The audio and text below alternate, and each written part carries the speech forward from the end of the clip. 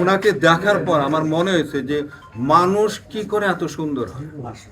তো পরীর মতো একটা মানে ডল ছিল আসলে। তার যতটুকু করার দরকার ছিল সে কিন্তু তার জীবন দিয়ে কিন্তু সেইভাবে সে করেছে। কিন্তু তার যে কন্ট্রিবিউশন এটা তো মানে পরিমাপ করা যাবে না। তার কন্ট্রিবিউশন কিন্তু পরিমাপ করা যাবে না। আমি আপনাকে একটা কথা বলি যে অঞ্জনা মানে এমন একটা মেয়ে এবং এমন একটা ফ্যামিলি থেকে সে আসছে যে যেটা আপনার মানে কল্পনা করতে পারবেন না। সে কিন্তু হিন্দু মেয়ে ছিল, হ্যাঁ, তো তারপরও পরবর্তী সময় সে মুসলমান হয়। প্লাস আমার জীবনে প্রথম আমি নায়িকা দেখি কিন্তু অঞ্জনাকে।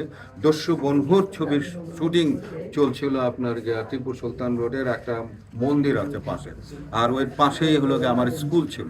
তো আমি তখন ইন্টারমিডিয়েট বোধহয় পাশ করছি আর কি, ইন্টারমিডিয়েট পাশ করছি। তো তখন ওখানে শুটিং হচ্ছিল, আমি গেলাম সেখানে শুটিং দেখে। তো আমি ওনাকে দেখার পর আমার মনে হয়েছে যে মানুষ কি করে এত সুন্দর হয়, এত সুন্দর মানুষ কি করে হয়। আমার কাছে মনে হয় না ওকে মানুষ মনে হয়, তো পরীর মতো একটা মানে ডল ছিল আসলে।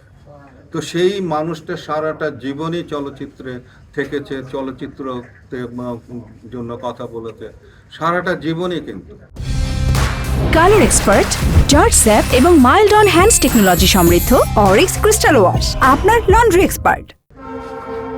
তো তার কাছ থেকে আর কি চান আপনি? চলচ্চিত্র আর কি পেতে চান? তার যতটুকু করার দরকার ছিল সে কিন্তু তার জীবন দিয়ে কিন্তু সেইভাবে সে করেছে। কিন্তু এখন তাকে সেভাবে মূল্যায়ন আমরা কতটুকু করেছি সেইটা হলো গিয়ে বিচার বিবেচনা। না না না, মূল্যায়ন তো ও কেন, আমরাও তো পাচ্ছি না। একটা শিল্পীর মূল্যায়নই হলো গিয়ে তার শিল্প সত্তাকে ধরে রাখা। সেটা কে করতেছে, কে করছে আপনি আমাকে বলেন তো?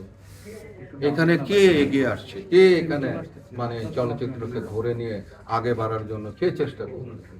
এই অভিযোগটা সকলের কাছে করছে, আপনাদের কাছেও করছি, সরকারের কাছে করছি, চলচ্চিত্রের মানুষের কাছে করছি, সকলের কাছে করছি। কারণ হলো গিয়ে যে একটা জিনিসকে ধরে রাখার জন্য প্রথমে হলো গিয়ে আপনার বোধ থাকতে হবে, আপনার মধ্যে চেতনা থাকতে হবে যে আপনার সেই শিল্প সংস্কৃতিকে বাঁচিয়ে রাখার চেতনা আপনার মধ্যে আছে কিনা। যদি থাকে তাহলে সেইভাবে আপনারা কাজ করতেন। আমরা কিন্তু কেউ কিন্তু আমাদের সেই চেতনাকে আমরা ধরে রাখি।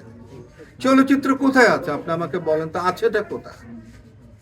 তো থাকার জন্য যে ব্যবস্থা এগুলোকে আমরা বলি না, আপনি আমাকে বলেন। আমি তো এরকম প্ল্যান দিয়েছি, আমি তো এই যে এই মানে আমার ভিডিওগুলোর মধ্যে আমি বলছি যে আপনি কমার্শিয়াল ছবিকে প্যাট্রোনাইজ করেন, প্যাট্রোনাইজ করলে পরে আপনার গিয়ে শিল্পীদেরকে রক্ষা করতে পারবেন, আদারওয়াইজ আপনি কি করে রক্ষা করবেন?